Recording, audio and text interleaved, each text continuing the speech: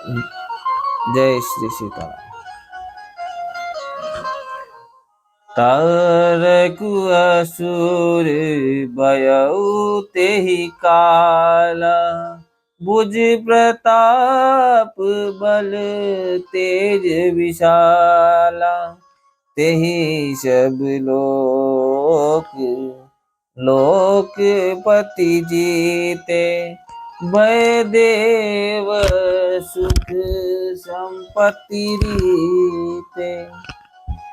उसी समय तारक नाम का असुर हुआ, जिसकी भुजाओं का बल, प्रताप और तेज बहुत बड़ा था। उसने सब लोगों को, लोकपालों को जीत लिया। सब देवता सुख और संपत्ति से रहित हो गए। वह अजर अमर था, इसलिए किसी से जीता नहीं जाता था। देवता उसके साथ बहुत तरह की लड़ाइयां लड़कर हार गए। तब उन्होंने ब्रह्मा जी के पास जाकर पुकार मचाई। ब्रह्मा जी ने सब देवताओं को दुखी देखा।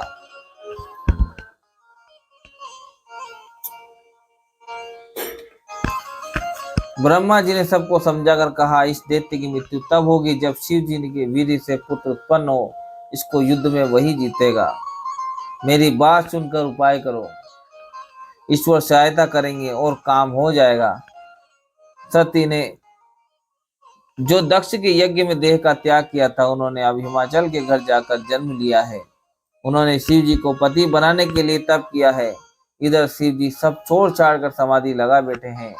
यद्यपि है तो बड़े असमंजस की बात, तथापि मेरी एक बात सुनो। तुम जाकर कामदेव को शिव जी के पास भेजो। वह शिव जी के मन में क्षोभ उत्पन्न करें, उनकी समाधि भंग करें। तब हम जाकर शिव जी के चरणों में सिर रख देंगे और जबरदस्ती उन्हें राजी करके विवाह करा देंगे। इस प्रकार से भले ही देवताओं का हित हो, और तो कोई उपाय नहीं है। सब ने कहा, यह सम्मति बहुत अच्छी है। फिर देवताओं ने बड़े प्रेम से स्तुति की। तब विषम 5 बाण धारण करने वाले और मछली के चिन्ह युक्त ध्वजा वाले कामदेव प्रकट हुए। सूर ने कही निज विपति सब, सुनि मन कीन विचार। शंभु विरोध न कुशल मोही, बिहसी कहे असमान। देवताओं ने कामदेव से अपनी सारी विपत्ति कही। सुनकर कामदेव ने मन में विचार किया और हंसकर देवताओं से यो कहा कि शिव जी के साथ विरोध करने में मेरी कुशल नहीं है। तथापि मैं तुम्हारा काम तो करूंगा, क्योंकि वेद दूसरे के उपकार को परम धर्म कहते हैं। जो दूसरों के हित के लिए अपना शरीर त्याग देता है, सद सदा उसकी बड़ाई करते हैं।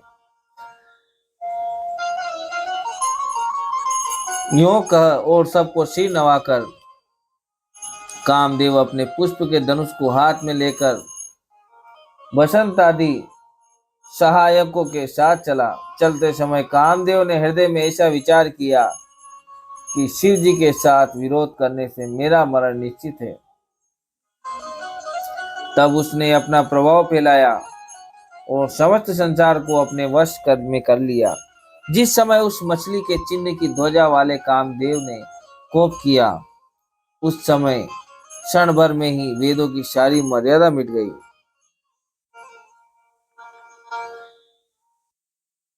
ब्रह्मचर्य, नियम, नाना प्रकार के संयम, धीरज, धर्म, ज्ञान, विज्ञान, सदाचार, जप, योग, वैराग्य आदि विवेक की सारी सेना डरकर भाग गई।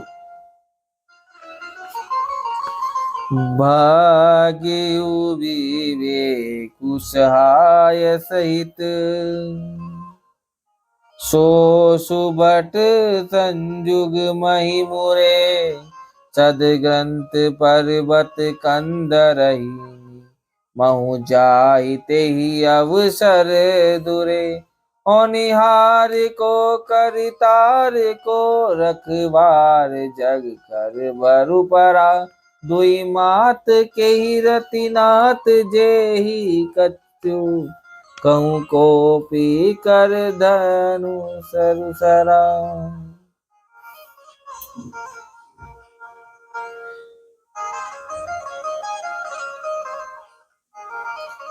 विवेक अपने सहायकों सहित भाग गया।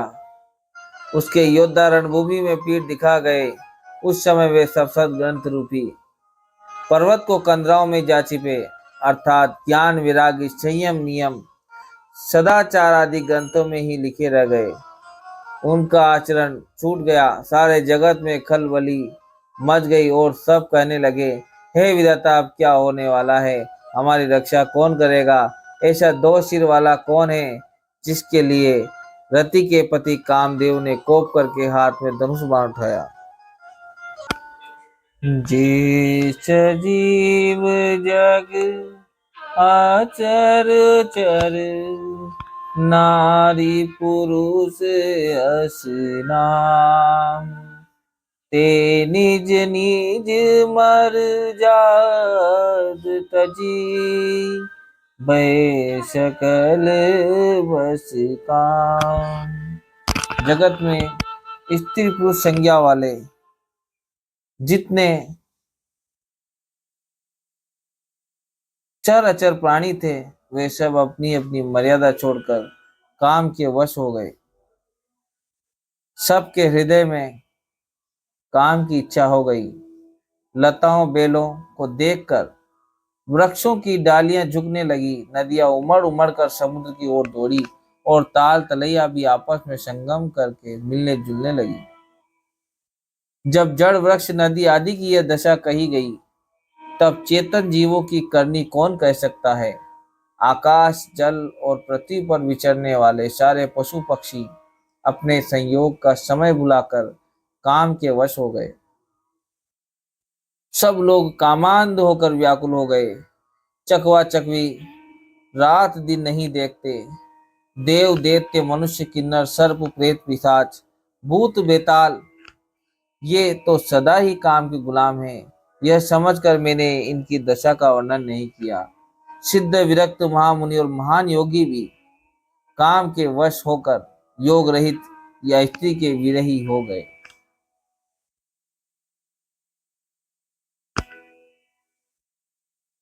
भय काम बस जोगी तापस, पावरनी की को कहे, देख ही चराचर नारिमय जे, ब्रह्ममय देखत रहे, अबला बिलो कही पुरुषमय जग, पुरुष सब अबलामयम, दुई दंड भरि ब्रह्मांड भीतर, काम कृत कौतुक अयम। जब योगीश्वर और तपस्वी भी काम के वश हो गए, तब पामर मनुष्य की कौन कहे। जो समस्त चराचर जगत को ब्रह्ममय देखते थे, वे अब उसे स्त्रीमय देखने लगे। स्त्रियां सारे संसार को पुरुषमय देखने लगी और पुरुष उसे स्त्रीमय देखने लगे। 2 घड़ी तक सारे ब्रह्मांड के अंदर कामदेव का रचा हुआ यह कौतुक तमाशा रहा। किसी ने भी हृदय में धैर्य नहीं धारण किया। कामदेव ने सबके मन हर लिए। श्री रघुनाथ जी जिनकी रक्षा की, केवल वे ही उस समय बचे रहे। 2 घड़ी तक ऐसा तमाशा हुआ जब तक कामदेव शिव जी के पास पहुंच गया। शिव जी को देखकर कामदेव डर गया। तब सारा संसार फिर जैसा का तैसा स्थिर हो गया। तुरंत ही सब जीव वैसे ही सुखी हो गए जैसे मतवाले नशा पिए हुए लोग मद नशा उतर जाने पर सुखी होते हैं। दुराधर्ष जिनको पराजित करना अत्यंत ही कठिन है और दुर्गम जिनका पार पाना कठिन है, भगवान संपूर्ण ऐश्वर्य, धर्म, यश, श्री, ज्ञान और वैराग्य रूप 6 ऐश्वर्य गुणों से युक्त रुद्र यानी महाभयंकर शिव जी को देखकर कामदेव भयभीत हो गया। लौट जाने में लज्जा मालूम होती है और करते कुछ बनता नहीं। आखिर मन में मरने का निश्चय करके उसने उपाय रचा। तुरंत ही सुंदर ऋतुराज वसंत को प्रकट किया। फूले हुए नए नए वृक्षों की कतारें सुशोभित हो गई। वन, उपवन, बावली, तालाब और सब दिशाओं के विभाग परम सुंदर हो गए। जहां तहां मानो प्रेम उमड़ रहा है, जिसे देखकर मानो कि मनों में भी कामदेव जाग उठा। जय श्री सीताराम।